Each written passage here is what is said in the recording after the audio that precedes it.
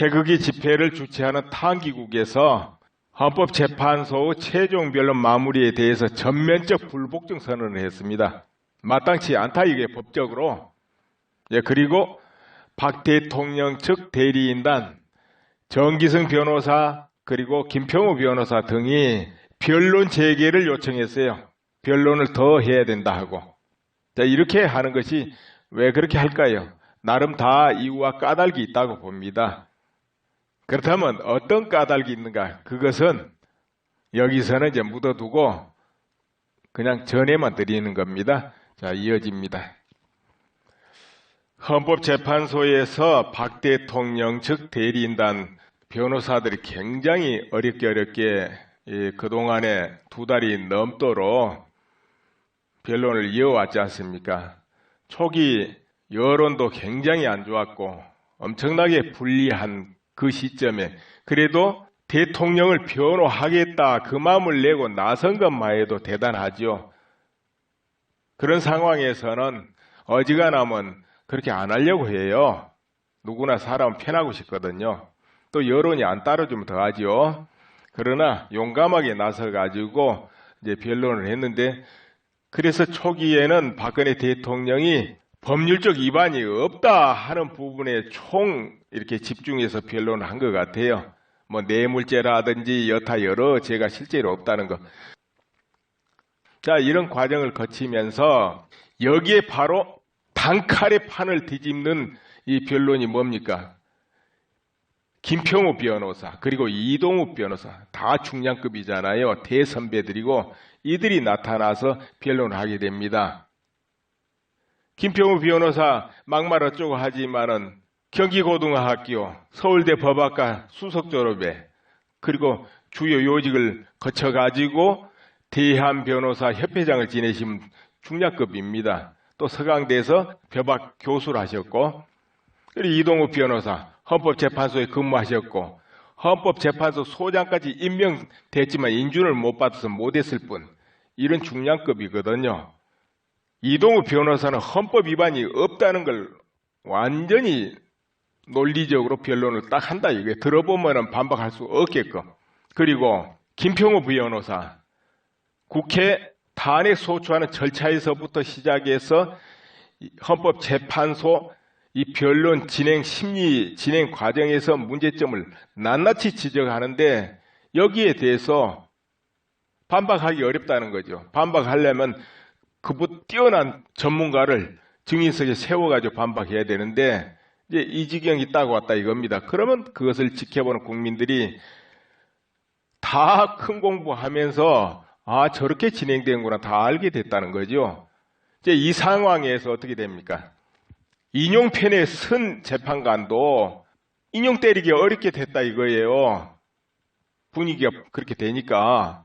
또 태극기 집회해가지고 여론도 지금 엄청나게 변하지만 태극기 집회 그 참여 숫자가 수십만 백만 아닙니까? 이런데 이것을 어떻게 민이 어쩌고 하면서 할 수도 없잖아요. 이 지경 돼서요. 그 전에는 워낙에 여론이 뒤집혀 있었기 때문에 민이 어쩌고 하면서 정치적 판단도 가미될 수 있지만 이 지경에 와서는 정치적 판단을 해도 각하를 해야 될 판이에요. 정치적 판단을 한다고 해도.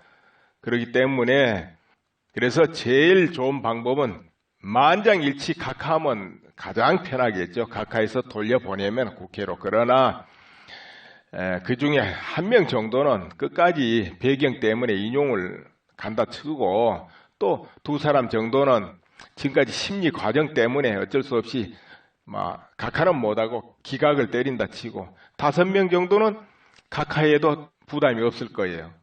크게 심리에 진행에 관여된 건 아니니까. 그럼 각하 5, 기각 2, 인용 1 이런 그림도 괜찮아요. 이거 만장일치 안 나와도. 아니 뭐 정 안 되면 4대 4가 나와도 상관없어요. 기각이니까. 그런데 헌법재판소는 단심입니다. 한 번에 끝나버려요. 거기 판결이 잘 됐든 못됐든 한 번에 끝나는 겁니다. 그렇다면은 한 번에 끝난다고 해서 그걸로 그냥 끝일까요? 왜 그러냐면은 이 경기를 할 때 심판이 오심도 있고 또 고의적인 알면서도 판결을 엉터리로 할 수도 있습니다. 그렇게 되면 어떻게 되는가요? 오심은 몰라도 고의적인 판결은 나중에 징계받잖아요. 그 심판관이 징계를 받아요. 판결하고 상관없이. 그렇죠? 이거는 가정을 한번 해보는 겁니다. 선례도 또 없기 때문에 애매한 부분도 있고, 그러나 역대로 일반 법관들이 판결 잘못했다 이래 가지고 고발당하는 경우가 굉장히 많이 있습니다. 일반 법원에는. 근데 헌법재판소 같은 데는 아직은 그런 기록이 없는 것 같은데요. 그러나 헌법재판소도 판결하는 재판관이 있습니다. 사람입니다.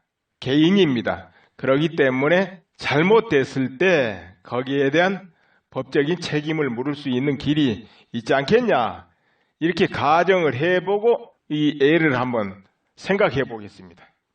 헌법재판소 재판관이 번연히 헌법 위배인 줄 알면서 법대로 한 거 아닌 줄 알면서 반대의 판결을 내려버렸다.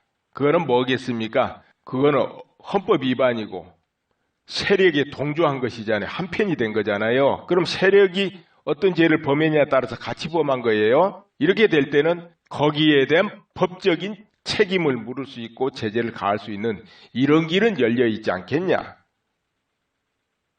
자, 그건 그렇고요. 국회에서도 어차피 합법이란 이름으로 다 탄핵 소추 진행한 거 아닙니까? 목적이 어디에 있던.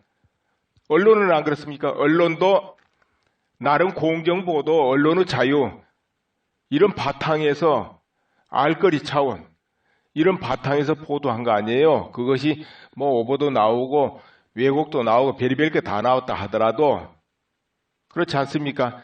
그거는 그렇다 하더라도 거기에 따른 행위에 따른 책임은 있는 거죠. 특검이나 초기 검찰 수사는 안 그렇습니까? 다 합법 이름으로 하지요.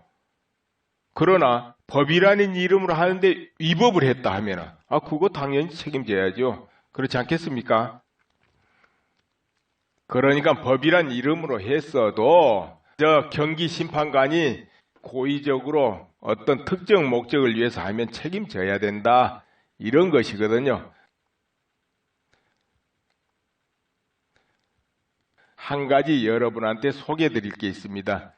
자유본 자유군 대표는 최대집 씨, 자유본 대표는 박성현 씨입니다. 이분들이 111명과 더불어서 고발 조치를 하고 또 신문에 광고도 내고 그랬는데요. 그래서 그 요점만 내가 간단하게 설명드릴까 합니다. 워낙 길어요, 이것도. 이 탄핵 사태는 사실상 적어도 2, 3년간 소수 특정 세력에 의해 기획 음모된 사건이라는 점이 점점 밝혀지고 있는 바, 그렇다면 이는 국가를 변란할 목적으로 행한 국가 내란 사태라고 할 수 있다. 우리는 그래서 이 탄핵은 무효이며 헌재에서는 탄핵을 각하 내지 즉각 기각시켜야 함을 주장한다. 우리는 지금이라도 이 탄핵 내란 사태를 일으킨 주역들을 형사 고발함으로써 이들에 대한 엄중한 수사와 기소 등을 통해 이들이 사법적 절차에 의해 처리됨으로써 이 사태가 유혈 충돌 등 극단적 사태를 비화되지 않기를 바란다. 우리는 이런 사유로 다음과 같이 이 탄핵 사태의 주요 인물들을 대검찰청에 고발하였음을 밝힌다. 검찰의 신속한 수사와 구속 기소 등을 강력히 촉구한다, 이렇게 했네요. 자, 그래서 첫 번째 이제 정치권 그리고 국회입니다. 여기에 주요 관련 인사들을 간첩죄, 간첩방조죄, 내란선동죄, 일반 이적죄, 여적죄, 국가보안법 위반 혐의로 이제 고발을 했네요. 그런데 전부 굉장히 중한 죄로 고발을 했습니다. 자, 그러면 둘째, 이제 특검과 이 검찰이 해당되는 건데요. 직권남용죄, 폭행가혹행위죄, 직무유기죄, 내란죄의 혐의로 고발하였다. 여기도 내란죄가 들어갑니다. 그러니까 정치권하고 공모했다, 이런 의미입니다.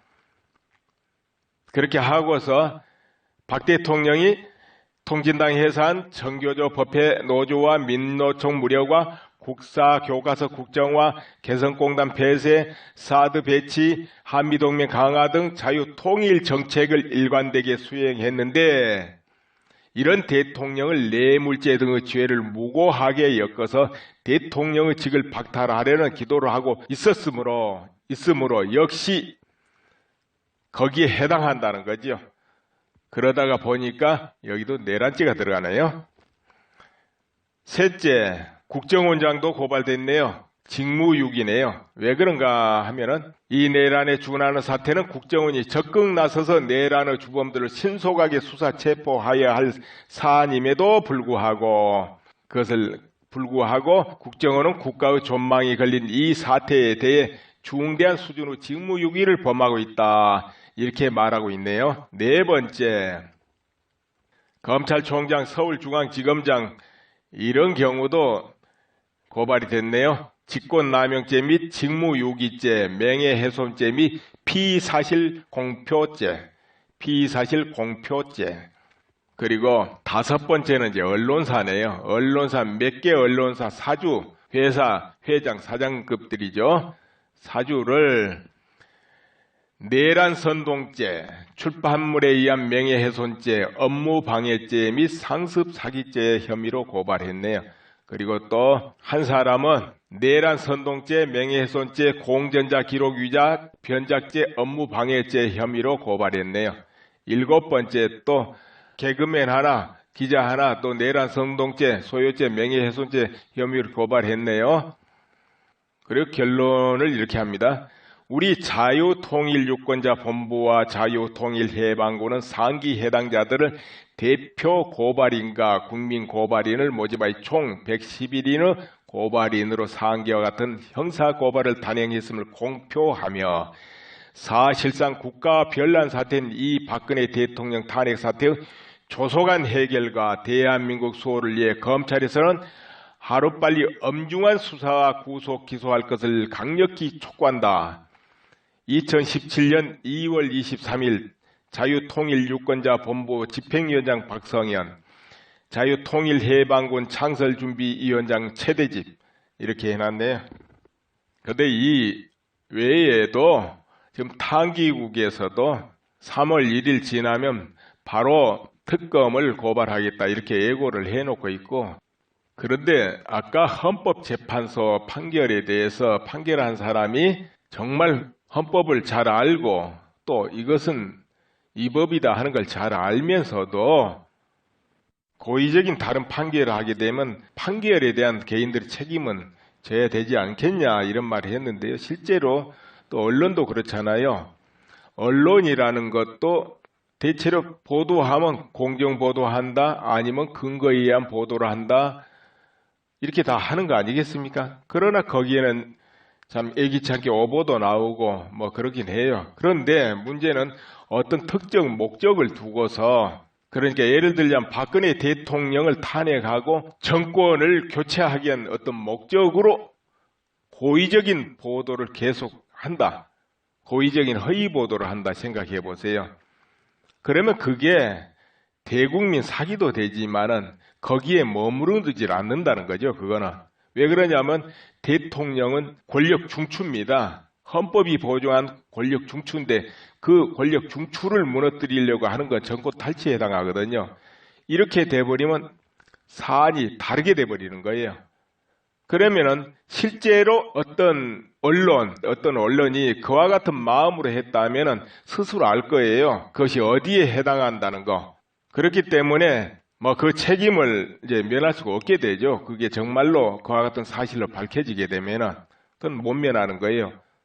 보도와 상관없이 그것이 증명된다면은 그렇게 되겠죠. 그런 것이 아니고 단순하게 보도 경쟁하다가 보니까 또 그렇게 되고, 이런 경우는 또 모두 언론 제자리 돌아오고 공정 보도하고 양심 선언하고 그러면 되겠죠. 이와 같이 국회도 마찬가지예요. 국회도 모든 과정은 또 법대로 한다고 하는 거 아닙니까? 그러나 법이란 이름으로 다른 의도로, 내용상 뻔히 알면서 다른 의도로 대통령을 무너뜨리려고 하면 또 이건 달라지는 거예요. 내용이. 그러면 그 부분에는 거기 참여한 행위자가 각각 책임을 져야 되는 거예요. 법이란 이름으로 했으니까 무조건 해당이 안 되는 게 아니고, 법이란 이름으로 딴 목적으로 사용할 때는 그게 죄가 되거든요. 이제 이런 부분이 또 있겠죠. 정말 그렇다면 그거예요. 그렇지 않다면 뭐 없는 거고. 검찰도 다 법대로 수사하는 거 아니에요. 일단은 법이란 이름으로 수사하는 거예요. 뭐 구속을 하든 기소를 하든. 그렇죠. 그렇지만은 그것이 명백하게 범죄가 없는 줄 알면서도 어떤 목적을 위해서 범죄를 만들어가면서 했다 하면 그거는 법을 악용하는 것이죠. 다른 목적을 두고. 그럼 그 다른 목적이 뭐냐? 이제 이 부분이 물음표가 붙게 되겠죠. 아무튼 이렇게 돼가지고 그 어떤 행위에 대한 거는 그것이 위법이다 하면 그 책임은 각자 져야 되는 거예요. 위법이다 하면 각자. 법이란 배를 타고 칼을 휘둘렀다 하더라도. 그렇죠? 이제 그런 거지요. 그렇기 때문에 그와 같은 상태에 있지 않는 사람들은 전부 지금이라도 다 제자리에 빨리 돌아와가지고 애국 정선에 동참을 해가지고 나라를 굳건하게 하고 안정시키고 평화롭게 하고 그럴 의무와 책무가 있는 거죠. 왜? 자기 자신을 위해서, 가족을 위해서, 이웃을 위해서, 나라를 위해서. 모두가 그렇게 해야 이 한국어가 튼튼하고 그 속에서 경제활동도 하고 문화활동도 하고 전문적으로 자기 직업에 종사하고 그럴 거 아니겠습니까? 여러분도 그래야 편할 거 아니에요? 스트레스 안 받고 일 열심히 하고 그럴 거 아닙니까? 그렇게 될 때 검찰도 믿음을 얻고 국회도 믿음을 얻고 언론도 모두 믿음을 얻고 또 그렇게 될 거 아니에요? 전부가 같이 사는 길이죠, 그게. 그런데 그게 반대로 가면은 다 분열이 오고 믿음을 다 상실해버리면 뭐가 됩니까? 그리고 알려드립니다. 여러분이 이 유튜브 화면에 보면은 올린 사람이 음악게임이라고 있습니다. 거기를 누르고 들어가게 되면은 홈이 나타나요. 그 홈 글자 옆에 동영상 그 글자를 누르게 되면은 지금까지 올려놓은 영상들이 차례대로 모두 다 나타납니다. 최근까지. 그리고 그 아래 추가 로드를 누르면 그 전에 올린 것도 쭉 나오죠. 이게 시리즈물로 올라가기 때문에 만약 앞에 편을 보고 이해가 안 되고 그렇다면은 그 전에 걸 들어보면 알게 되고 이렇게 구조가 돼 있다 이겁니다.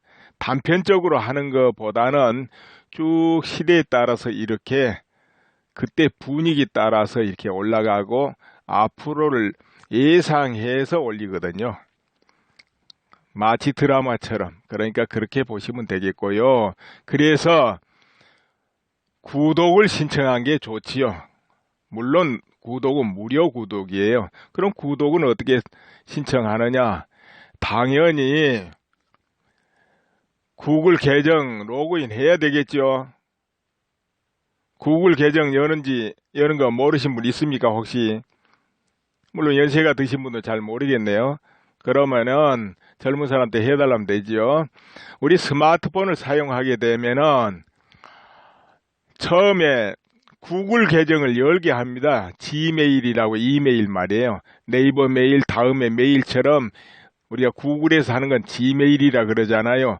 그거를 개설하도록 이렇게 합니다. 또 그걸 개설하게 되면은 유튜브고 뭐고 일체가 자동으로 다 되게 돼 있거든요. 그래서 그걸 개설해 놓고 그걸 개설해 놓으면은 모든 거 유튜브 안에서도 자유자재합니다. 댓글도 달 수도 있고 좋아요 표시도 할 수 있고 그리고 무료 구독 신청도 할 수 있고 자유자재죠. 한 번만 해놓으면 돼요. 계정 구글 계정 한 번만 열어놓으면 된다 이거예요. 지메일 한 번만 신청해 놓으면 그럼 그 다음부터는 자동으로 열리면서 다 되지요. 그리고 또 편리한 게 여러 사람한테 이 영상을 보내서 같이 들어봐야 되겠다 할 때 그때 편리하죠. 그것은 화면에 보면 오른쪽 위편에 있습니다. 화면 안에 오른쪽 위에 쪽에 거기 화살표가 하나 있어요. 그거 딱 누르면은 카카오톡이다, 이메일이다, 페이스북이다, 뭐다 이런 아이콘이 나옵니다. 그럼 자기가 보내고 싶은 데가 카카오톡이다 하면 카카오톡 탁 누르세요. 누르고 들어가서 자기가 보낼 사람한테 전부 이름마다 체크해 가지고 탁 눌러버리면 다 가버립니다. 이메일로 보내도 그 이메일 열어서 하면 되고 페이스북이나 트위터도 그렇게 하면 돼요. 그런데 이제 여러 사람 보내기는 제일 좋은 게 카톡이죠. 카톡으로 보내면 됩니다. 이메일이나 이런 걸 한 사람한테만 보낼 때는 쓰고 또 내 계정이 올려야 되겠다. 내 트위터, 내 페이스북에 올려야 되겠다. 그때는 거기다 올리시면 돼요. 지금 여기는 퍼가기는 안 되도록 해놨습니다. 퍼가기는 뭐냐면 여러 홈페이지나 블로그나 갖다 막 올리는 걸 퍼가기라 합니다.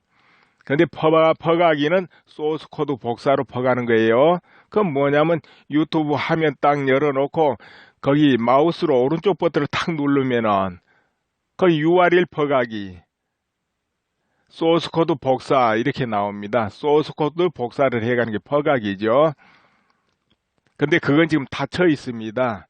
퍼가기를 열어놨더니 악용을 하는 이가 나타나요. 막 편집을 해가지고 엉뚱한 걸 집어넣어가지고 이도저도 안 되게 만들어버려요. 그 몇 명 때문에 퍼가기를 막아놨습니다. 그래서 퍼가기는 안 되고요. URL 복사는 돼요. URL 복사해가지고 네이버 블로그 같은 데는 어디다 올리냐.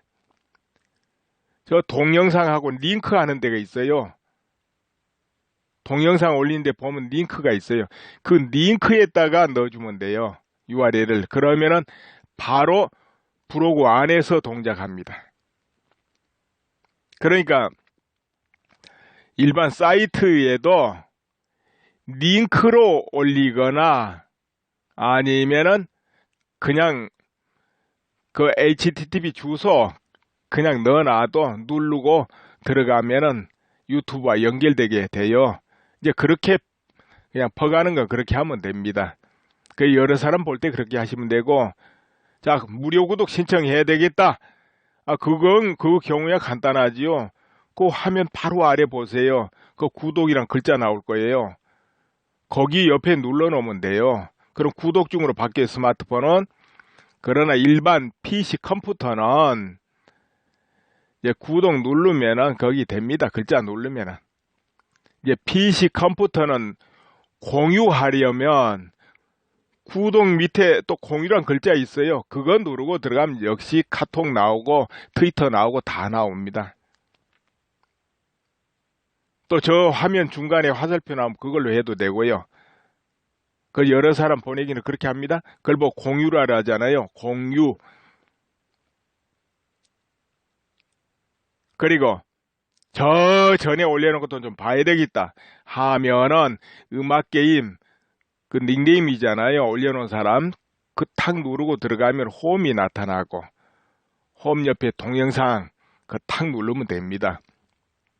그러나 이제 무료 구독을 해놓으면 언제든지 하루나 이틀마다 탁탁 올라오면 바로 신호가 들어오잖아요. 스마트폰에 동영상 올라왔습니다 하고 그럼 그때 보시면 돼요. 그래서 무료 구독이 편하지요.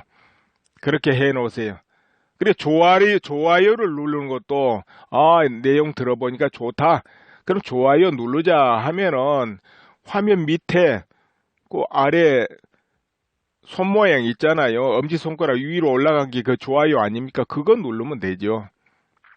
예, 그리고 여러분 이제 내용을 들으실 때 좀 길어도 처음부터 끝까지 다 들으셔야 됩니다. 나누어서 듣더라도 나누어서 다음 듣더라도 다 들으셔야 돼요. 왜 그러냐 하면은 그 안에 내용이 전부 연결되면서 어떤 걸 나타내요.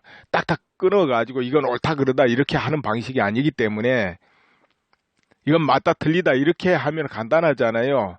그런데 그렇게 안 하고 전체를 서술하면서 어떤 건 암시도 하고 어떤 것은 방향 제시도 하고 어떤 것은 이렇지 않냐 하기도 하고 이제 판단은 듣는 분들이 하시도록 그렇게 이 줄거리만 엮어줘요. 대체적으로.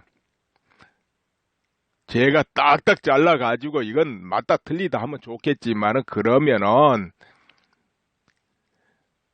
늘 제가 말씀드리지만은 그게 동의하는 사람이야 기분이 좋고 시원하겠지만은 동의 안 하신 분들이 들어볼 때는